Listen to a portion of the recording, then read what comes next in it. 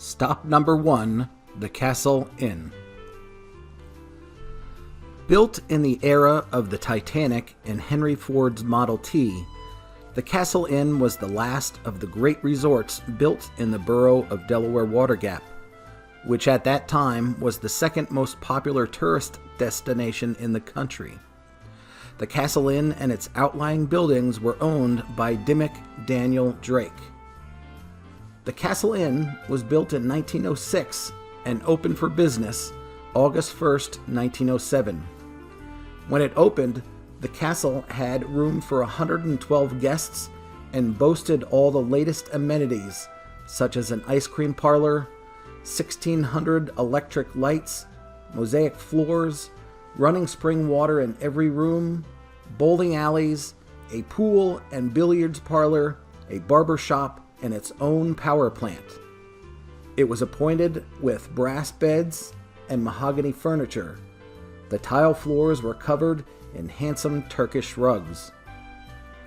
Designed by German architect Robert Bruckner, the Castle Inn was constructed of poured concrete and timber beams, a European construction technique unusual in the United States at that time. In many advertisements, it was designated as fireproof because of this construction. Bruckner had studied 3 years at the Royal Institute of Technology in Dresden before arriving to the Gap in 1904. He designed the Castle Inn at the young age of 25. As you look down through the first floor corridor, there were bowling alleys to the right and billiards and pool to the left.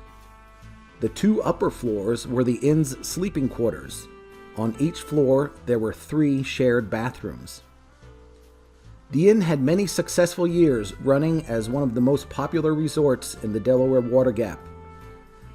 Although during World War II, the inn fell on hard times and lay dormant for a number of years. This led to some vandalism at the inn, and sometimes it was used by the homeless for shelter. In 1952, Fred Waring, the man who taught America to sing, bought the Castle Inn and made it the headquarters of his vast business empire, which included the Shawnee Press, his singing group the Pennsylvanians, and the Waring Blender. This first floor was the location of the press and shipping department. The second and third floors were made into offices. The Castle Inn was also home to Fred Waring's choral workshops. For over 4 decades, thousands of choral directors and students poured in from all over the United States and Canada to the Castle Inn for an instructional course on singing, stage presence, and performing on radio and television. In 2005, Frank and Teresa Piccioni bought the Castle Inn and began the process of refurbishing the property to its former grandeur. The main floor includes a Victorian ice cream parlor and a collection of stores. The second and third floors contain a day spa, a full music studio, and various offices. There is still office space available if you are interested. While you are here at the shops, please sign the guest book located on the table in front of you. Now turn to your left and enter Zoe's Ice Cream Emporium.